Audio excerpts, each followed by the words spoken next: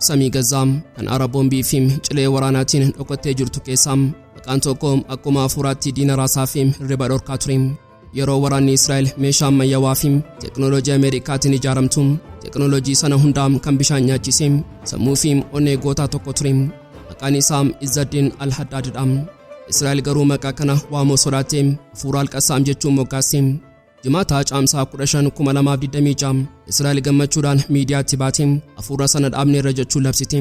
Haleellaa qilleensaa Baha Giddu-galeessaa Gaazaatti namoo fi konkolaataa tokko irratti raawwatameen Izz Al-Haddad wareegamaa ta'uun isaa beekame. Izz Al-Haddad eenyudha? Hogganaan dhumaa Hamaas kun akkamitti wareegame bal'inaan qabannee jirra. Tiraamp iccitii nagaa addunyaa abdii kutachiisuun ifa godhe. Wixinee nagaa Iraan eessite sana of tuulummaadhaan haaluun wixinicha argeera. Himisaa jalqabarraa eegaleeyyuu waan natti hin tolleef guutummaatti lafatti gatee jira jechuun labse. Tarkaanfiin kun balbala dippiloomaasii diigee ala jiru guutummaatti gara qabxii xumuraatti deebisee jira. Daqiiqaa murteen kun labsamerraa eegalee Pentaagoon duula isaa guddicha aarii seena qabeessaa deebisee bobeessuuf qophii isaa xumuraa jira. Gama kaaniin miidiyaa Fox News irratti ifatti ba'uun Tiraamp waa'ee qoqqobbii dinagdee yookaan marii nagaa dhiisuun kallattiin waa'ee awwaara niwukilaraa dubbate. Akeekkachiisni isaa Iraan yuuraaneemii qulqullaa'e isaa wiirtuuwwan ishee lafa jalaatti dhoksitee qabdu sana akka harkaan hin tuqne jechuun sarara diimaa isa dhumaa sararee jira. Iccitii kanas bal'inaan ni dhageessu. Doonaald Tiraamp daawwannaa xaxamaa fi iccitiin guutame Beijing keessatti pireezidaantii Chaayinaa Xi Jinping wajjin erga taasisee booda biyyattii yeroo deebi'u ibsaa lafee dugdaa Taayiwaan cabsu tokko kenne. Waa'ee meeshaa waraanaa gurguddaa Taayiwaaniif gurguruu irratti hanga ammaatti murteenumaa hin kennine. Jechi salphaan kun Taayiwaan ishee ija Chaayinaa jala sodaan jiraattuuf oduu du'aa ta'ee jira. Guyyaa irraa Caamsaa 16 mootummaan Taayiwaan iyyannoo fi dhiibbaa isaa gara masaraa Waayit Haawusitti kallattiin dhiyeessee jira. Yoo xumuraatti nu faana turtan iccitii bal'aa ni dhageessu. Qophii keenya laayik gochuun jalqabaan affeerraa keenya yeroo maraati. Yooyyaa ashama harka fuunee kabajamtoota dhaggeeffattoota keenya Oromiyaa 24 Newsdha. Kanneen chaanala YouTube keenyaaf haaraa taatan subscribe gochuun maatii keenya ta'a. Qophiin keenya namoota hedduu biraa akka ga'uuf laayik share gochuun waliif qoruun dagatina. Haga xumura qophii keenyaatti turtii gaarii.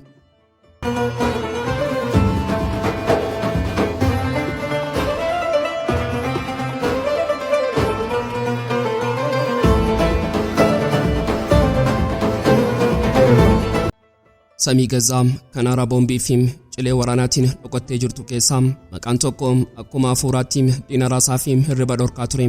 Yeroo waraanni Israa'el meeshaa ammayyaawaa fi teknooloojii Ameerikaatiin ijaaramu teknooloojii sana hundaa kan bishaan nyaachise sammuu fi onnee goota tokko ture. Maqaan isaa Izz Al-Haddadidha. Israa'el garuu maqaa kana waamuu sodaattee Hafuura Al-Qasaam jechuun moggaase. Yeroo Israa'el hogganaa olaanaa Al-Qasaam Muhammad Addayii fi ittaanaa isaa Marwaan Isaa ajjeesne waraana Hamaas kukkunneera jechuun addunyaatti of jajjuun daaraa fi caccabaa gamoo Gaazaa keessaa gootichi biraa inni caalaatti jabaa fi of kennaa ta'e tokko olke. Al-Haddad inni kanaan dura ajajaa birgeedii magaalaa Gaazaa isa guddichaa fi jabaa ture. Yeroo dhiphina kana keessatti ulee ajajaa guutuu Al-Qasaam of harkatti fuudhe. Inni akkuma maqaa isaa Al-Haddad tumaa sibiilaa onnee dargaggootaa Falastiin tumee humna waraanaa diigame deebisee ijaaree waraana riphee lolaa isa diina qarqara du'aatti oofee uume. Seenaa keessatti guyyaan onkololeessaa 7 yookaan Ufaan Al-Aqsaa guyyaa sabaahimaa Israa'elii fi humni basaasummaa Mosaad addunyaa duratti salphatedha. Israa'el gocha kana duuba sammuu fi onnee Al-Haddadtu jira jechuun amanti. Inni nama qajeelchaa waraanaa baasee qofa osoo hin taane booji'amtoota Israa'el warra gurguddoo akka Liiriyaal Baak kallattiin kan to'atuu fi akkaataa itti dhokfaman kan ajajuun isaa akka turetti himama. Inni diinaaf abjuu'amaa mata isaaf ammoo gaachana sibiilaa ture. Wanti Izz Al-Haddad adda godhu inni kutataa isa dhumaati. Qasaam Gaazaa keessatti ajajoota birgeedii gurguddoo 5 qaba ture. Israa'el waraana kana keessatti ajajaa kaabaa Ahmad Al-Gandur, ajajaa Giddu-galeessaa Ayman Noofal, ajajaa Kaan Yunus Raafii Salaamaa fi ajajaa Raafaa Muhammad Abu Shamaalaam galaafattee jirti. Shanan kana keessaa kan hafe Al-Haddad qofa ture. Inni leencaa kophaa fi kan diinaaf hin jilbeenfanne ture. Israa'el isa argachuuf doolaara 750 mataa isaarra keessi basaasota ishee hundaa bobbaaftee garuu inni dhugumatti hafuura ture. Fuula isaa teessuma isaa fi eessa akka inni bulu eenyuyyuu hin beeku. basaasonni Israa'el kaameraa fi dirooniin yeroo isa barbaadan inni bifa isaa guutummaatti jijjiirratee namoota ija isaa itti amanuu muraasa qofaam waliin socho'aa ture. Kana ragaa kan ba'e suuraa basaasonni Israa'el kompiitara isaa tokko holqa kibba Gaazaa keessaa arganne jedhanidha. Suuraa sana irratti bifti isaa isa uummanni beekurraa guutummaatti adda ture. Inni of dhoksuu fi diina burjaajeessuu irratti hayyuu ture. Garuu waraanni gatii qaba. Guyyaa Jimaataa Caamsaa 15 2026 Israa'el gammachuudhaan miidiyaatti baatee hafuura sana dhaabne irra jechuu labsite. Haleellaa qilleensaa hamaa Giddu-galeessaa Gaazaatti gamoo fi konkolaataa tokko irratti raawwatameen Izz Al-Haddad wareegamaa ta'uun isaa beekame. Israa'el ajjeechaan kun madaallii waraanaa Gaazaa keessaa guutummaatti jijjiira jechuun of tuulummaadhaan labsachaa jirti. Haa ta'u malee Israa'el seenaa warraaqsaa sirriitti hin hubanne. Isaan Al-Aruuriim, Niyyaam, Sinuwaar, Al-Dayfii fi Isaa yeroo ajjeesan waraanni ni dhumaa jedhanii turan. Garuu bakka tokko kufuun kumaatama tukkaam. Izz Al-Haddad yeroo Israa'el guutummaatti waraana isaanii digneerra jettu ka'ee onni Al-Qasaam diriirsee ajjeechaa ture. Israa'el har'aa hafuura sana ajjeesne jechuun of gowwomsitullee waqtiin yeroo kufuun qawween isaa lafatti nafuun dhiigni Al-Haddad lafa Gaazaa dhiigaan jiidhee sana magarsee jira. Hafuurri Al-Qasaam kanaan dura tokko ture. Garuu dargaggoonni Falastiin kumaatamaan lakkaaman qawwee isaanii kaasanii hafuura Al-Qasaam kumaatama ta'uun hirriba diinaa dhorkuuf qophii xumuranii jiru. Addunyaan ajjeechaa kanaa akka injifannoo waraanaa Israa'el tokkotti yeroo ilaaltu hayyoonni siyaasaa fi basaasonni iccitii garuu waan biraanuuf saaxilu. Ajjeechaan Al-Haddad tarkaanfii basaasummaa idilee osoo hin taane sochii lafoo siyaasaa kan Biniyaamin Netanyahuun teessoo isaa ittiin baraaruuf qajeelfachaa jirudha. Mee haguuggii waraanaa kanaa saaqni iccitii dhiigaa fi aangoof deemaa jiru kanaa xiinxallu. Seenaa impaayirotaa warra badanii yoo dubbisnu mootiin yookaan abbaan irree tokko yeroo aangoon isaa raafamuu eegalu uummata isaa burjaajessuuf jecha waraana alaabanaa yookaan dhiiga diinaa dhangalaasee ani gootaa ani gaachana keessanii jechuun of faarsa. Roomaa durii keessatti mootonni yeroo dinagdeen kufu uummataaf tapha dhiigaa qopheessuu turan. Har'a Teelaaviif keessatti Netanyahuun shira wal fakkaatu xaxaa jira. Dhiigni Al-Haddad waraqaaf maxxansa naannoo filannoo Netanyahuuti malee tarsiimoo waraanaa Gaazaa qofaaf hin turre. Hayyuun siyaasaa Raajaa Xalaab iccitii kana yeroo saaxilu ajjeechaan Al-Haddad qabeenya waraanaa qofa osoo hin taane meeshaa siyaasaa Netanyahuun ittiin of suphuudha jedha. Kun hundi tapha filannooti. Paarlaamaan Israa'el dhiyeenya kana filannoo yeroo malee ji'a fulbaanaatiif raggaasisee jira. Netanyahuun filannoo kana mo'achuuf paartii isaa Liikudii fi warra mirgaa kan akka Itamar Ben-Gvir of bira tursiisuu qaba. Uummata Israa'el warra sodaa fi rifaatuun onnee isaanii jeeqaa jiru sanaaf ani mootii Israa'eliitiin gootota Hamaas hunda fixee isin nan tiksaa jechuun amansiisuuf wareegama akka Al-Haddad barbaadaa ture. Dhiigni gooticha kanaa teessoo Netanyahu utubuuf aarsaa siyaasaa ta'ee kafalamee jira. Wanti inni lammaffaa fi inni guddaan fakkii jabaa uumuudha. Hayyuun dhimma Israa'el Muhammad Al-Qiiq dhugaa jabaa tokko dubbatee jira. Netanyahuun madaallii waraanaa guddaa keessatti mo'amee jira. Iraan irratti haleellaa banee teknooloojii isaa hunda fayyadamee Iraaniin jilbeenfachiisuu hin dandeenye. Misaa'ilonni Iraan Haifaa caccabsaniiru. Gootonni Libaanos kaaba Israa'el ibiddaan gubanii jiru. Yeroo biyyi isaa kallattii hundaaf qabamtee mo'amtu Netanyahuun bakka dadhabaa barbaadee hariisaa ba'aa jira. Netanyahuun Iraaniin mo'achuu yeroo dadhabu Gaazaa ishee marfamtee fi beelaa jirtu akkasumas daangaa West Baankiin ishee qawwee hin qabne irratti akkasumas kibba Siiriyaa irratti waraana ho'isaa jira. Al-Haddadin ajjeesuun isaa uummata Israa'eliif kunoo injifanneerra basaasonni kiyya ammayyuu jajjaboodha jechuun gowwomsuufi. Garuu uummanni warraaqsaa waan kana hubatu.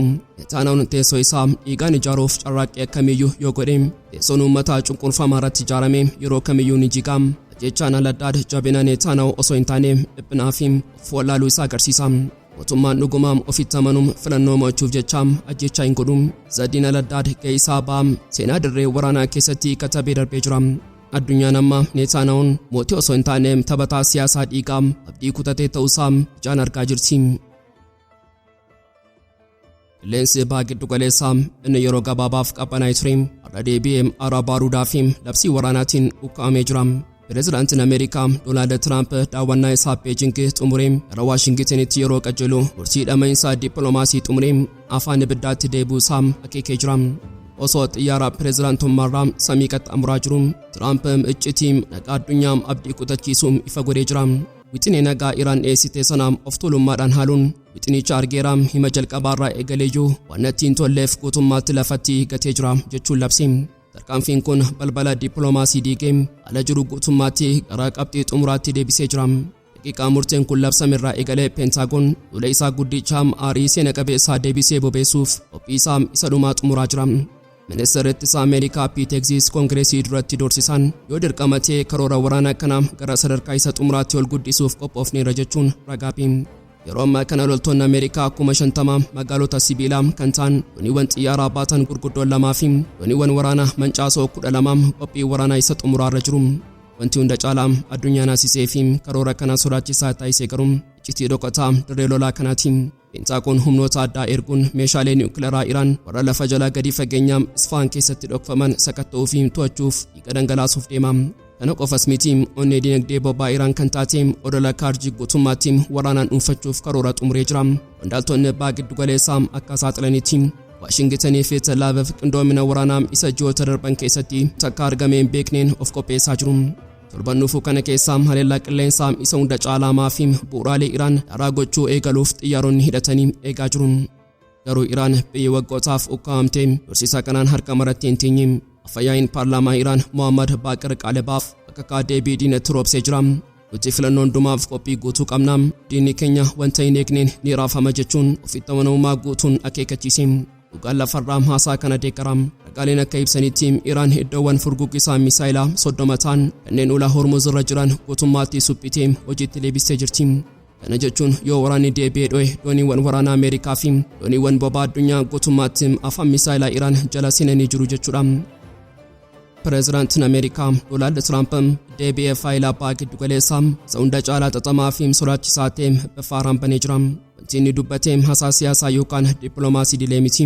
Miidiyaa Fox News irratti ifatti ba'uun Tiraamp waa'ee qoqqobbii dinagdee yookaan marii nagaa dhiisee kallattiin waa'ee awwaaraa niwukileeraa dubbatee akeekkachiisni isaa Iraan yuuraaniyeemii qulqullaa'e isa wiirtuuwwan ishee lafa jalaatti dhoksitee qabdu sana akka harkaan hin tuqne jechuun sarara diimaa isa dhumaa sararee jira. Dubbiin Tiraamp kun ergaa gadi fageenyaa qabu dabarsa. Ameerikaan sagantaa niwukileeraa Iraan fageenyatti daawwachuu yookaan awwaaluu qofa osoo hin taane carraa fi hiree yuuraaniyeemii kanaan guutummaatti of harkatti to'achuu akka barbaadu ifa godhee jira. Tiraamp of tuulummaa fi ofitti amanamummaa guddaan nuti waan achi keessatti raawwatamaa jiru hunda sirriitti ijaan argaa jirra jechuun dandeettii basaasaa Ameerikaan qabdu addunyaatti agarsiisuuf tattaafate. Jechi kun ija basaasaa Ameerikaa sa'aatii 24 guutuu ija keenya jalaa hin miliqtan ergaa jedhu dabarsuuf kan yaadamedha. Garuu wanti hunda caalaa Baha Giddu-galeessaa dhiphisuu fi madaallii waraanaa kanaa qarqara qileetti fidee akeekkachiisaa Tiraamp isa xumuraati. Iraan yoo humna ishee gara wiirtuuwwan niwukileeraa kanaatti ergitee yuuraaniyeemii kana baasuuf yaalii gootee deebiin Ameerikaa maal akka ta'u Tiraamp ifatti himee jira. Boombiiwwan lama qofa itti roobsinee dhimma kana guutummaatti achirratti xumurraa jechuun addunyaan haasee. Akeekkachiisaa salphaa miti. Ameerikaan amma booda eeguu fi hordofuu qofa osoo hin taane furtuu dho'insaarraa quba ishee keessee sekoondii Iraan dogoggortu eegaa jiraachuu ishee mirkaneessa. Walumaa galatti naannoo Baha Giddu-galeessaarraa qarqara obomboleettii ibiddaarraa tarkaanfataa jira. Jechoonni Waashingiten keessaa ba'an amma booda ibsa siyaasaa qofa miti isaan akeekkachiisa xumuraa kan dho'insa guddicha addunyaatiif daandii isaa qudha. Iraan yuuraaniyeemii ishee lafa jalatti qabattee Tiraamp ammoo boombii isaa lamaan samiirratti qabee addunyaan hafuura qabattee saatii dho'insaa eegaa jirti. Har'a obomboleettii siyaasaa fi waraanaa biraa kan madaallii addunyaa guutummaatti garagalchuu danda'u baha fagootti ka'aa jira. Dachiin Eeshiyaa keessattuu naannoo galaana Paasifik tapha dippiloomaasii fi daldala waraanaa isa hunda caalaa xaxamaa ta'e keessummeessaa jirti. Taasiin kun birmadummaa of tuulummaa fi dantaa daldalaa biyyoota gurguddoo sadan Ameerikaa, Chaayinaa fi Taayiwaan gidduutti kan raawwatamaa jirudha. Iccitiin dhiphina kana kan dhufe pireezidaantiin Ameerikaa Doonaald Tiraamp daawwannaa xaxamaa fi iccitiin guutame Beejing keessatti pireezidaantii Xi Jinping wajjin erga taasisee boodadha. Tiraamp inni yeroo hundaa dhimma addunyaa akka daldalaatti ilaaluun biyyattii yeroo deebi'u ibsa lafee dugdaa Taayiwaan cabsu tokko kenne. Waa'ee meeshaa waraanaa gurguddaa Taayiwaaniif gurguruu irratti hanga ammaatti murtee dhumaa hin kennine. Jechi salphaan kun Taayiwaan ishee ija jawwee baha Chaayinaa jalaa sodaan jiraattuuf oduu du'aa ta'ee jira. Taayiwaan biyya ofiin of bulchituu fi dimokiraasiin of tultu isheen Chaayinaan kutaa qaama kootii humnaanis ta'uu nan deebifadha jechuun yeroo hunda doorsiftu harka marattee callisuu hin dandeenye. Guyyaa har'aa Sanbata Caamsaa 16 mootummaan Taayiwaan iyyannoo fedheebbaa isaa gara masaraa Waayit Haawusitti kallattiin dhiyeessee jira. Dubbiimtuun pireezidaantii Taayiwaan Kaarin Koo ifatti ba'uun dhugaadhaa fi seera irratti hundaa'e Ameerikaa yaadachiiste.